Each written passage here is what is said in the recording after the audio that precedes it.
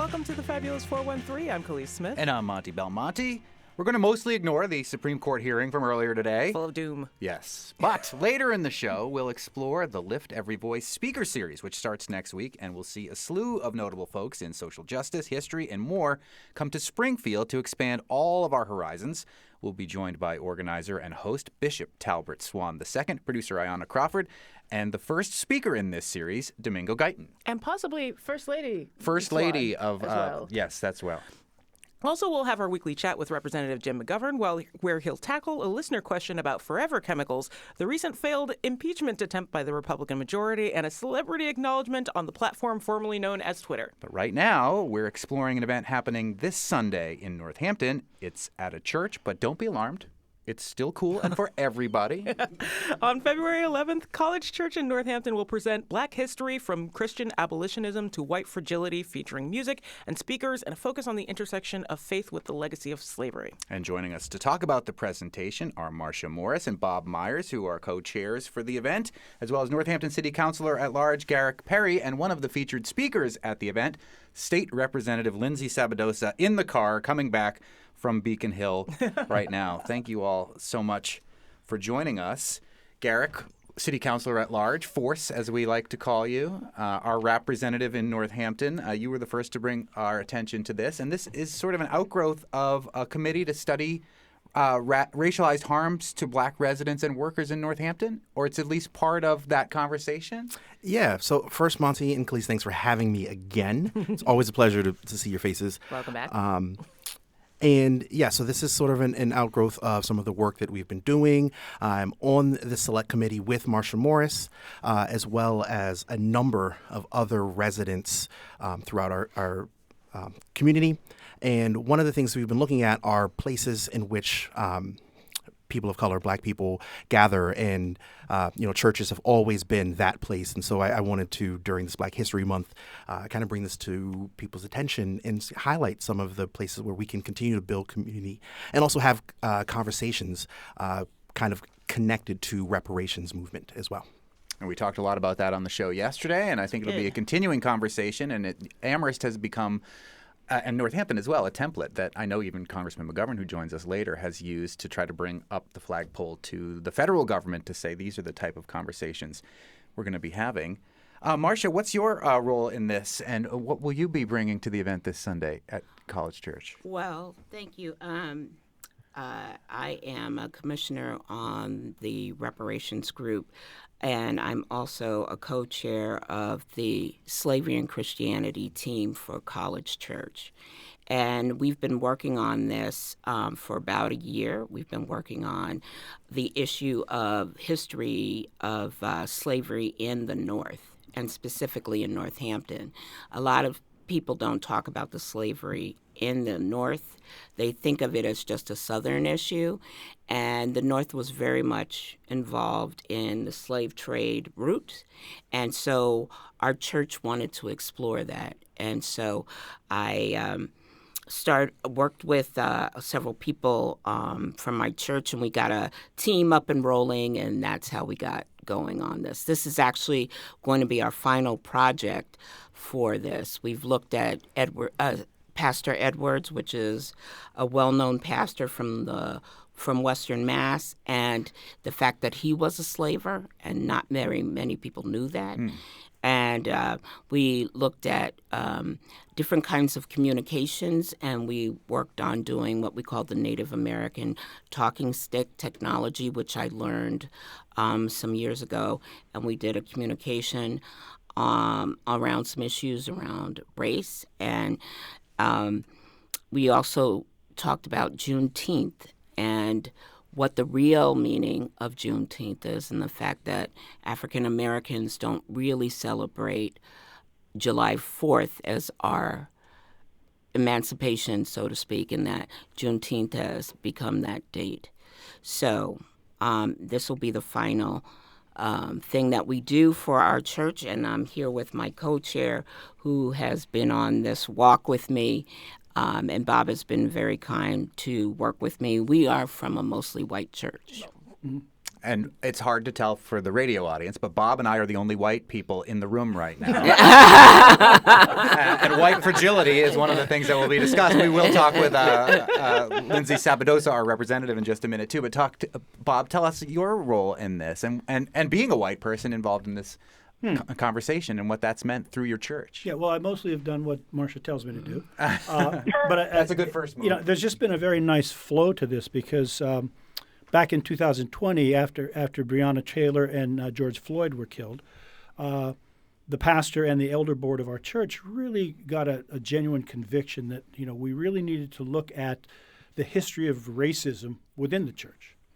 And our little committee, our Slavery and Christianity Committee, was put together. And I think there's been a very nice flow to this. Last year we put on the program regarding slavery in the North, slavery in Northampton, and what Jonathan Edwards' role was in that. And it's been kind of an interesting little piece that Jonathan Edwards has been credited with being the author of the Great Awakening, the big revival. The famous fire and brimstone preacher. Exactly. His connections to Northampton. Yeah. But he was a slave owner. But the Great Awakening is that's sort of the starting gate for most of the Christian abolitionism that took place in Florence and Northampton afterwards as well. So there's a real nice continuity to all this, and I think this is a really nice place to finish our series. That's Bob Myers and Marcia Morris, who are co-chairs for the event happening this Sunday, February 11th at 1 o'clock at College Church, Pomeroy Terrace in Northampton. From Black History from Christian Abolitionism to White Fragility. One of the featured speakers of the event is Representative Lindsay Sabadosa, who's coming back to us driving in the car from Beacon Hill. Tell us what you'll be speaking about at this event on Sunday, Representative Sabadosa. Well, thank you, Monty, and thank you. I'm sorry I can't be in the studio with everybody today, but Duty calls. Duty calls. I'm still working on the speech for Sunday, so I can't give you all of the highlights just yet because I don't know them all. That's all right. You have 3 days. You'll be fine. I have 3 days. Plenty of time. I'm tons of time. I mean, yes, an hour before. If it's done by then, I'll be doing well. But I'm some of the themes that I'm thinking of, and it's interesting that we are not going to be talking about that case that is before the Supreme Court. But some of the things that have been on my mind are really the way laws have evolved over time. And the case before the court today is really looking at the 14th Amendment and Reconstruction era laws and the way that the United States had to finally grapple with race in our Constitution. And I think there are good parallels to what's happened in Massachusetts. We were a little bit ahead of the curve there, but that doesn't mean that we don't have a lot of work to do. And Northampton, through the Reparations Commission, is trying to, I think, play a role and be a leader in the state. We might be a little bit behind Amherst on that one, but we are trying. And I think that the legislature, through the recognition of Juneteenth in the past few years, making it an official holiday is trying to grapple with what we have left to do. And there is a lot. I mean, whether we're looking at maternal health or housing, transportation, all of these issues have a component to them where they have been racialized over the years. And so I'm going to try to take all of those ideas and put them in a 10-minute speech. I have the utmost faith in you, Representative Lindsay Sabadosa. Marcia, I'm a little sad that you say this is the final project. I can understand things need to end and getting to a culmination of all your work is a wonderful thing to be proud of and really good. But are there any plans to evolve this group into something that would keep this series continuing?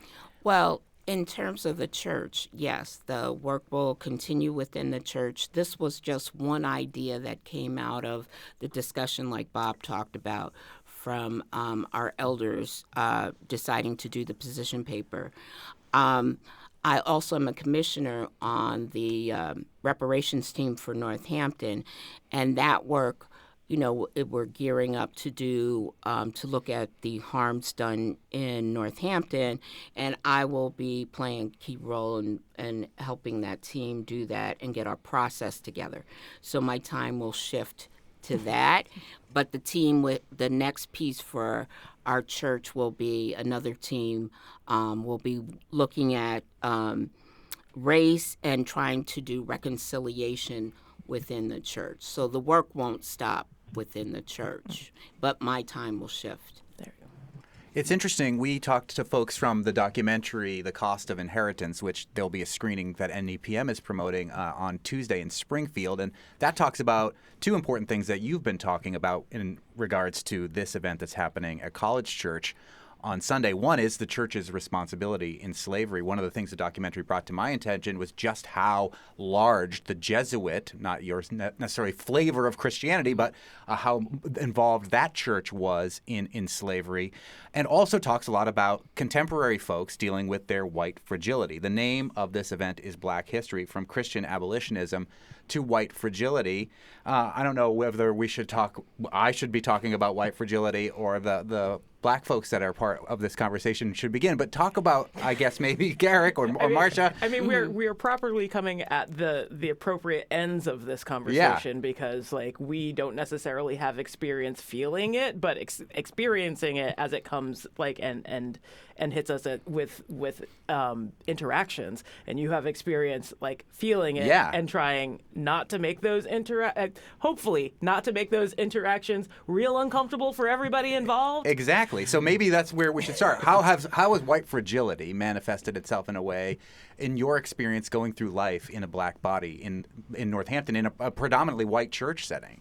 Well, I mean, one of the reasons why we wanted to do white fragility, and I think it's very important, is we really can't have a conversation about race or even class for that matter, unless white people are willing to let go and allow that conversation and the realities of how people of color feel imprisoned by the fragility that you all oftentimes use to shut the conversation down. Mm-hmm. And so one of the reasons why I think we'll address it, and we're going to be doing a skit around this, both to keep it light, but to also talk through some of how people of color, in particular African American people, feel and fear about really approaching certain issues with white people. I can give you an example. Folks often feel like, and I know I'm in a women's group, Women of Colors group, and we often talk, leadership group actually, and we often talk about when we try to talk through certain issues and try to find areas that we can find commonality with white women, that tears start to flow. And that often puts us off because we feel like, well, we don't want to upset, we don't want to rock the boat. And my experience with white men is that they don't want women, and especially women of color, African American women, in leadership roles, telling them or pushing them to do something they don't feel comfortable with. Mm. Well, also on top of that, like those tears are often weaponized against various sects of people. So the minute we see, like, especially white women crying, is like, oh no, we are going to get in trouble. There is this fear, this built-in thing about like incurring some sort of larger wrath through that bit of saline. Mm. This is not where I wanted to go with this question. But I am. But that's what. No, yeah. Right? Isn't that what it's really about? Like being able to talk through these really thorny issues with white people around. How white women's tears meant Black men often ended up hung or accused of rape or something like that. And so those things were weaponized in the South and the North as well. And these things are still around, and we need to talk through that. So I'm sorry I didn't take you in the direction. No, that's okay. I feel like I sidetracked. I'm curious how we see that particular fragility happen in the faith communities, where like the beginning of your talk is Christian abolitionism to white fragility. There is that tie between the church and abolition, and yet there is still that fraughtness when we bring these subjects up. So is that part of the talk on Sunday too, part of the sketch? Yeah, I think very much so. And I think, excuse me, the the skit that's going to take place addresses that head on. And yeah. That's Well, one thing I would add is that when you said the thing about the Jesuits, we found through the work that we did around Pastor Edwards that pastors in the Northampton and greater Western area, slavery and having a slave was almost like owning an expensive car. We might think of it in today's world. Symbol. It's a status symbol. It was how they then could actually get work done at their homes. They could own a farm because oftentimes pastors didn't make a lot of money. So this allowed them to, it wasn't a plantation, but it was their ability to do farming. And remember that meat was what we sent to the West Indies and to England, and that's how we were a part of that triangle as well. So Christianity has very much been a part and parcel of slavery, the institution of Christianity. That's Marcia Morris. We have also been speaking with Bob Myers, co-chairs of the event Black History from Christian Abolitionism to White Fragility. Representative Lindsay Sabadosa is one of the featured speakers there. We've been talking about white fragility and tears and things like that. How hard are these conversations to have on Beacon Hill, and what kind of conversations along these lines are happening that you're involved with there? Oh, these conversations are so hard to have. I mean, I think Marcia really said it. And when people start to feel uncomfortable, they back away. But yet, if we don't have them, then we're ignoring the underlying issues.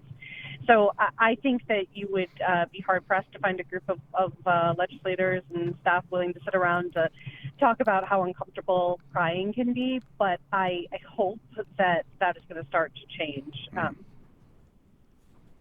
What about you, Garrick Perry? You're a counselor at large in Northampton. Are these conversations happening in the city government level and in conjunction with your state representative, Lindsay Sabadosa, on Beacon Hill? So, yes, these conversations are happening. In fact, this select committee that Marcia and I are on came out of some of these discussions and came from a resolution that myself, Councilor Jamila Gore, and Councilor Marissa Elkins put together that was, kind of laid the groundwork for us to begin doing the work to study some of these racialized harms. And even in our current meetings, our last meeting, which is to say that our select committee has meetings the first Tuesday of every month. We just had the last one. But in our most recent one, we discussed some of our educational events and a listening session and what that would look like. And there's a robust discussion about whether or not we want to hear about the harms from Black residents, or and how those harms would reopen wounds, so those discussions would reopen those wounds, and that would be emotional. Versus the concept of how would white people feel if we had a listening session where they talked about the times that they were racists. Or did something that might have been perceived as racist, and how difficult that conversation would be. So, even in these small groups and these sessions, just trying to talk about educational things, we're having these very emotional conversations. And one thing I will say about this select committee is that I'm very proud that it is predominantly Black, and even in that space where I feel very comfortable being around people who are the same skin and have had some of the similar experiences as me, that we all are coming at it from different perspectives. And so, the fact that Northampton is willing to have an open space, to have this be publicly, broadcast is, I think, very telling about how we want to start taking these subjects head on.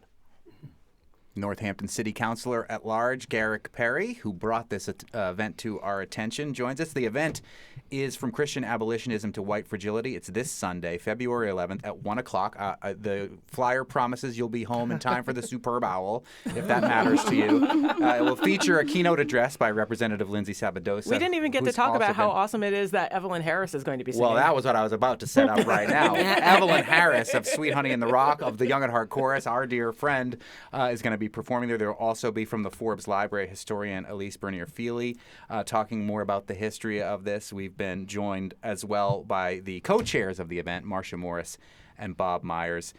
Thank you all so much for telling us about this event this Sunday. Thank you. Thank you. Later in the show, more ways to celebrate Black history with the Lift Every Voice speaker series. But up next, Congressman McGovern answering some of your questions on how he got a social media assist from a Jedi. And this is Evelyn Harris, by the way. Oh, yeah. You're listening to the Fabulous 413 on 88.5 NEPM.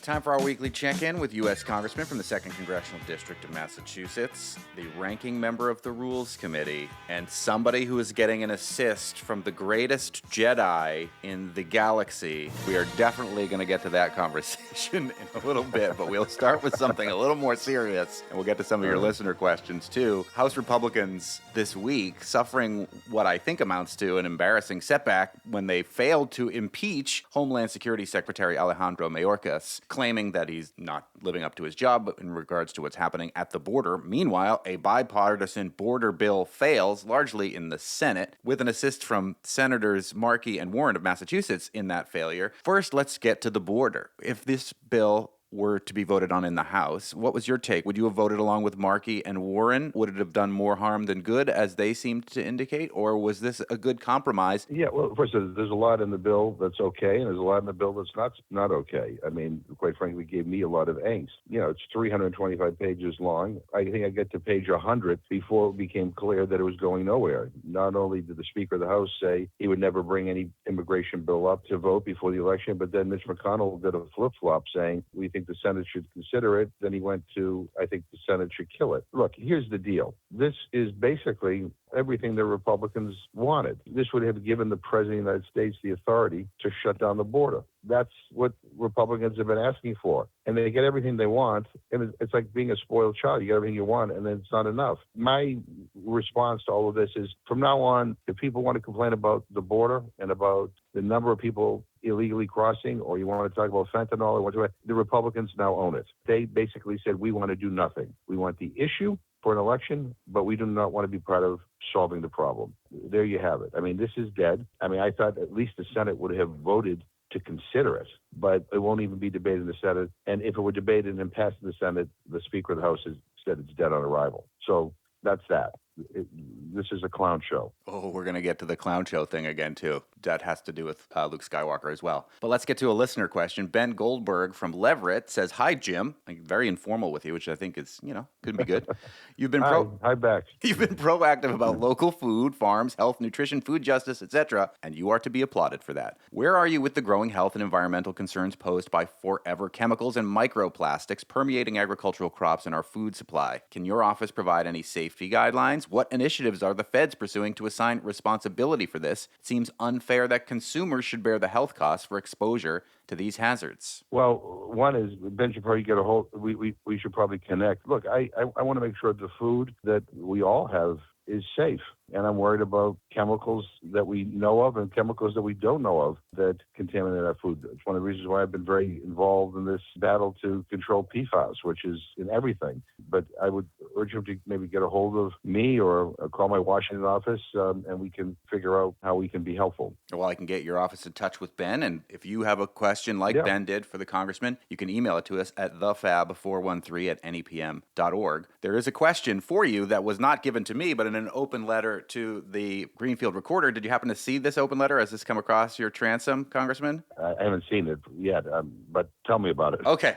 It's from a reader of the Recorder named Kurt Heidegger. Says, Congressman Jim McGovern voted on January 31st for H.R. 6679, No Immigration Benefits for Hamas Terrorist Act, which passed. It makes it illegal for representatives of the Palestinian Liberation Organization to enter the U.S. The Biden administration is pushing the two-state solution to end the enormity in Palestine-Israel and intends to have the PLO represent the Palestinians. Since the passage of the law makes it impossible for the PLO to visit Washington to explain and gain support for its positions, I wonder why our congressman would vote against it. He says he called the Northampton office and they couldn't explain. He says he called the D.C. office and nobody knew. So I thought maybe I could act as a mediator. Well, existing law is that the Hamas is on our terrorist list. And quite frankly, rightfully so. And that's existing law. So it's basically reinstating existing law. There can be exceptions. The president or the administration can make exceptions, and they have done that over the years. This doesn't preclude the Palestinian Authority, but I mean, the idea that somehow Hamas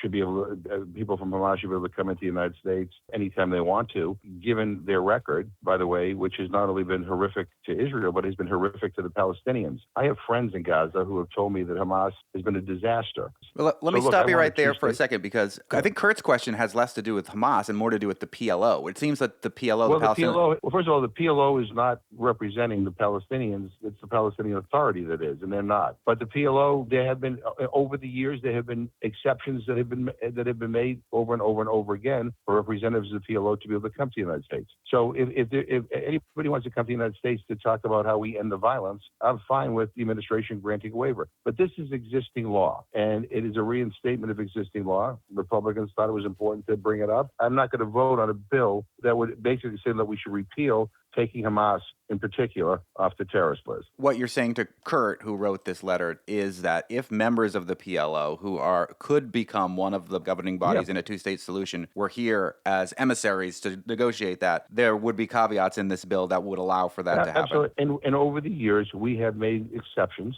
and we have allowed people specifically from the PLO to come here for conversations and for dialogue. Now to the question that I've been dying to talk to you about all week, which is what went on mostly on Twitter and mostly having to do with Marjorie Taylor Greene, Representative, Republican, Georgia. Marjorie Taylor Greene, amongst other things, this week was trying to introduce a bid to censure Representative Ilhan Omar from Minnesota in response to what was essentially a mistranslated remarks that would have advocated for her fellow Somali Americans. You criticized her publicly about not being able to use Google Translate, at which point she fired back to you on Twitter. Wow, this is coming from the same guy who is well known to lay his suit jacket on the actual bathroom floor while spending a lot of time in the stall of the first floor bathroom of the Capitol. Now, that is a weird accusation, so let's start there. Do you lay your suit jacket down on the bathroom floor while spending a lot of time in the stall of the first floor bathroom of the Capitol? Not that I know of. I mean, I didn't even know what you're talking about. I mean, it was such a weird thing. And when she posted, my staff called me and said, "Don't respond." And of course, I responded. Oh, yeah. And you responded in a way that was commended by none other than Luke Skywalker actor Mark Hamill. Your response to Marjorie Taylor Greene's accusation was, "No idea what you're talking about. What are you doing in the men's bathroom? Aren't you late for a Klan meeting?" Liberal Twitter erupted in applause, including Mark Hamill at the top of the list. Love this response. 3 fire emojis and a thumbs up. Well, I'm glad to have the force with me on this one. But, I mean, she's a weirdo. And, she's a bully. And she says these crazy off-the-wall stuff, which I don't even know where it's coming from. But you know what? Sometimes you got to punch back. She's crazy. And she's also a bigot and a racist. And so that's why I responded. She was the one who brought it was her resolution to impeach Alejandro Mayorkas. She's introduced 20 bills in her career, and half of them, 10 of them, are either to censure or impeach people. And she is calling the shots for the Republican Party. Because of the failure of the Mayorkas impeachment attempt, this doesn't bode well for what is a very likely attempt to try to impeach President Biden at some point. I mean, but that doesn't mean they won't do it. I mean, what's the high crime or misdemeanor that Mayorkas committed? You may disagree with what a cabinet secretary is doing or what his or her views may be, but that's not grounds for impeachment. This is ridiculous. If the new standard is you can impeach any cabinet secretary because you disagree with their policies, God, if I knew that, I would have impeached all the Trump cabinet secretaries because they were a joke. So this is ridiculous. But we're wasting our time on this garbage. The last bill that the Rules Committee sent to the House floor that was signed into law was over 9 months ago. So for over 9 months, everything we have done in the House of Representatives has been for show. We have accomplished nothing. It is pathetic. And I'm going to tell you, this coming election is incredibly important because if the Republicans win, you're going to get more of this stuff. If they can be defeated, then they will have to reinvent themselves, and Republicans will have to go back to being old-fashioned conservatives rather than, the chock full of nuts caucus that they've become. U.S. Congressman from the 2nd Congressional District of Massachusetts, joins us every Thursday for McGoverning with McGovern. You can send a question like Ben from Leverett did, or maybe write an open letter to the recorder that I'll come across, and I can ask that question on your behalf. You can email us, thefab413@nepm.org. May the force be with you, Congressman. You too. All the best. Thanks. Coming up, we'll hear about the Lift Every Voice speaker series kicking off in Springfield this coming Tuesday. You're listening to the Fabulous 413 on 88.5 NEPM.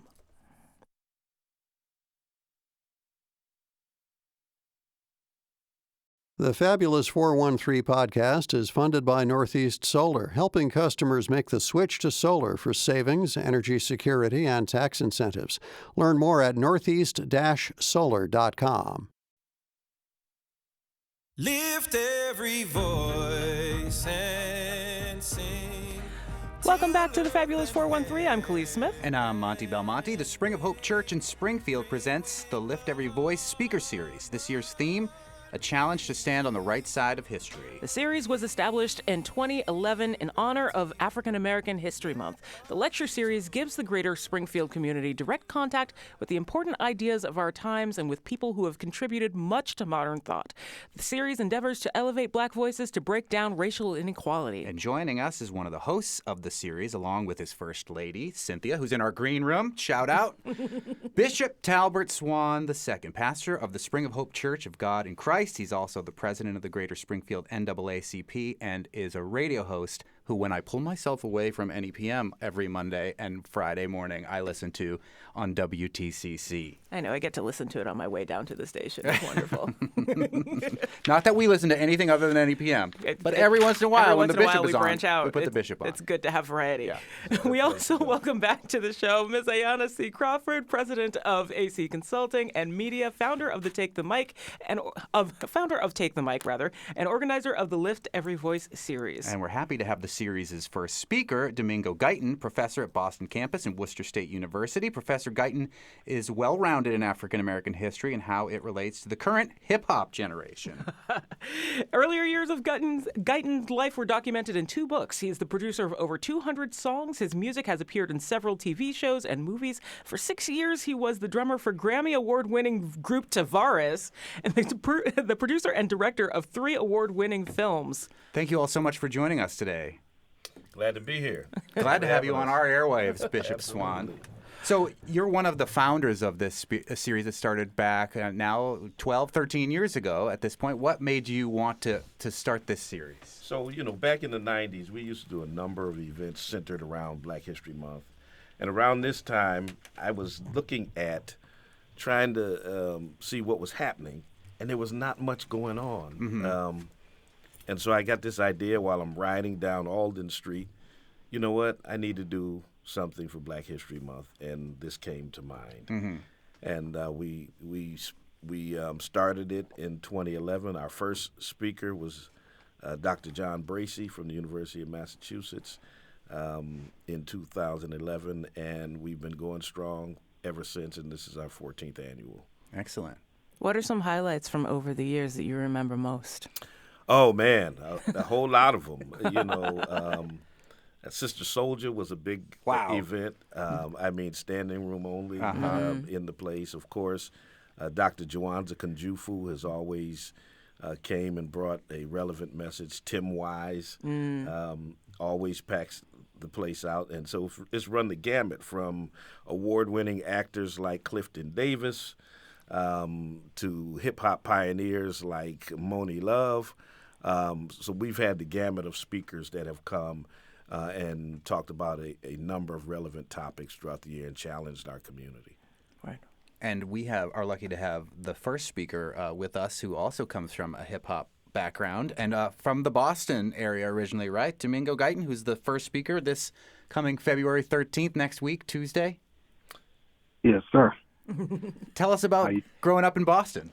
Where in Boston, first of all? Yeah, Khalees was born. I was born in Boston, but grew up in the suburbs. I'm from Roxbury. Yeah. All right, I'm from Mattapan. That's where my Nana was. My Nana was in Rosendale, so not too far. Getting Sundays at Brigham's when we go for visits. Yeah, there we go. Yeah. So your story, in in part of hip hop culture and now in church culture is a transformational story. Tell us a little bit about your background and what's brought you to this Lift Every Voice series. Well, my background growing up in Boston, again, in the 1980s, so that explains a lot right there. I went to high school. I graduated in 1993. So we were right there in the midst of a lot of chaos. We just got out of, war on drugs. Our communities just got infiltrated with a bunch of guns and crack cocaine because cocaine was never inside the inner city. That was, expensive, quote unquote, white drugs to get. But, because of the war on drugs and things that were happening in our country, our neighborhoods soon got flooded with these illegal guns and this crack cocaine. And so coming out of that was just crazy. I ran to Worcester, which is an hour west, just to get out of the chaos and sort of, try to do something with my life. And I went to Worcester State. And so Worcester State has been a part of my life since 1993, since I got out of the chaos of Boston. What's it like teaching there now, having gone there to escape?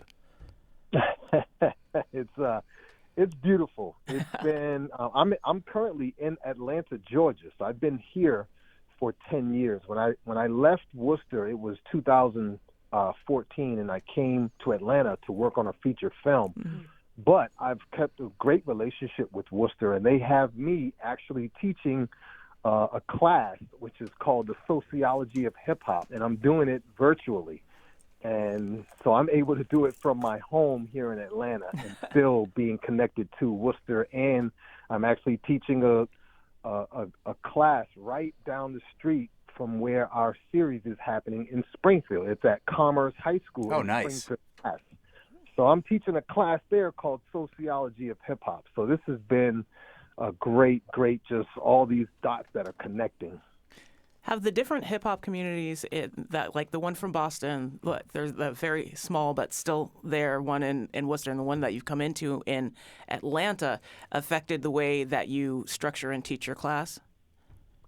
I think there's a lot happening, and it's happening at lightning speed. I'm looking forward to the conversation that we're going to have on Tuesday, and looking forward. I always love the question and answer period because the hip-hop culture is moving and it's changing. So much is happening, and it's very fascinating, and a lot of it is very heartbreaking. So I'm looking forward to the conversation. I'm looking forward to the questions and what I'm going to walk away learning also. Word. We're speaking with Domingo Guyton, who on February 13th, next Tuesday, will be the first speaker in the 14th annual Lift Every Voice lecture series, which is happening at the Spring of Hope Church of God in Christ in Springfield, starting at 6:30. Domingo, the topic of your discussion, and you've alluded to this a little bit, hip-hop, a culture of vision and voice. Tell us where you are a musician. You've produced and created, and you have a whole playlist on Spotify. Tell us how your hip-hop and what your hip-hop strives to say, how you're using your voice every day through the means of hip-hop. I think it's important to recognize where it started, and so I will be talking about where it started and then how it was turned into a cash cow, which is why many negative influence got involved, but then also the redeeming power of what following Yeshua HaMashiach could do, and how those who follow Yeshua HaMashiach, how following the hip-hop generation, they have a lot of similarities. And so I'm going to be talking about those kind of topics. And I'm looking forward to it. First time that I'll be doing it. I've been to the series. This will be my third time there. I was there in 2012. I think I was there somewhere around 2016 or 17. And then Bishop has asked me to come back the third time, and it is an honor. And the bishop he refers to is in the studio with us, Bishop Talbert Swan II. We're also joined by Ayanna Crawford, and that is Domingo Guyton, who is the first speaker of the Lift Every Voice series. Let's take a quick break, and we'll come back and we'll hear some about the other speakers that will be part of this series throughout the month of February. You're listening to the Fabulous 413 on 88.5 NEPM.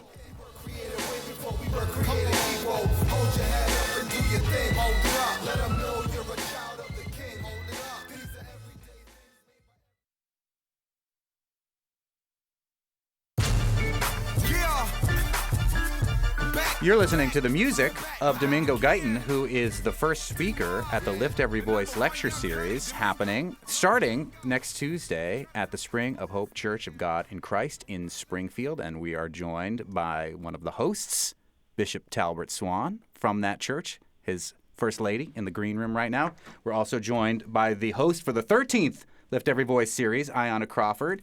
And Domingo Guyton is on the phone. He's going to be coming and speaking first. Who else is going to be part of this series, Bishop Swan? Oh, we've got some great speakers. Dr. Tima Bryant, who is the immediate past president of the American Psychological Association, psychologist and minister and theologian in her own right. She's going to be dynamic. Candace Marie Benbow, who is a best-selling author. She's got a landmark book called Red Lipstick Theology.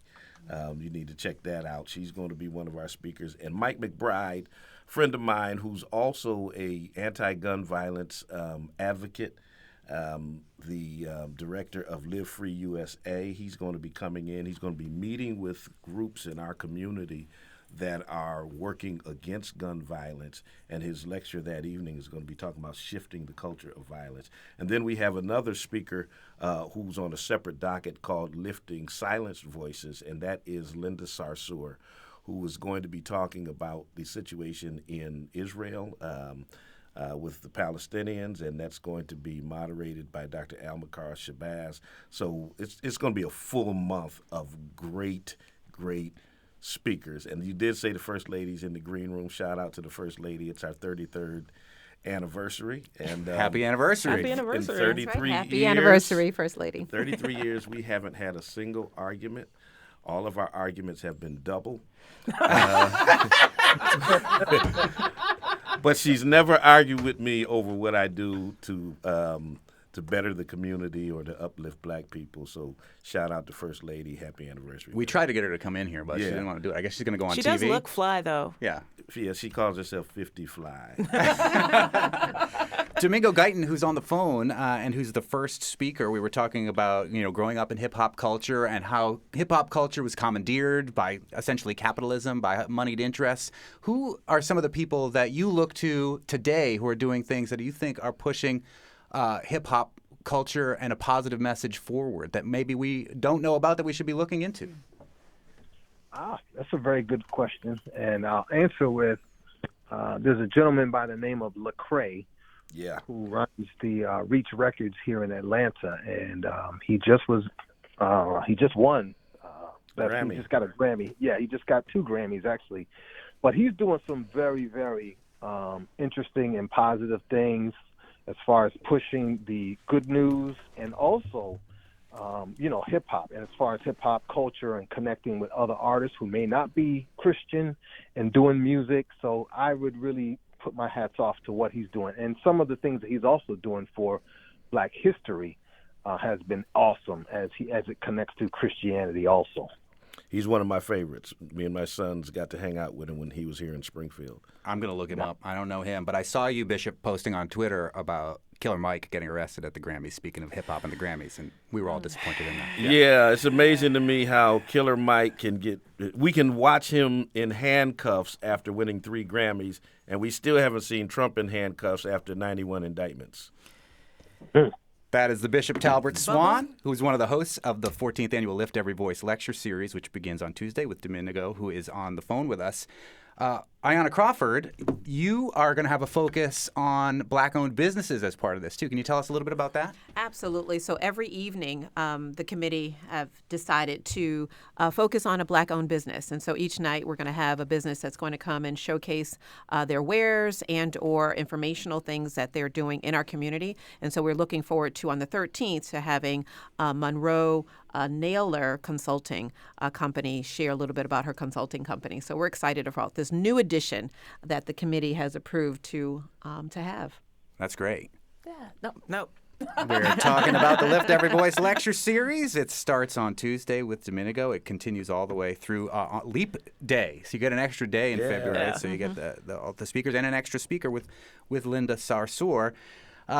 What? So bringing in Linda Sarsour, especially because this is like mostly Black speakers and like a Black focused series, like that's a bold move. But like, why show that point of solidarity?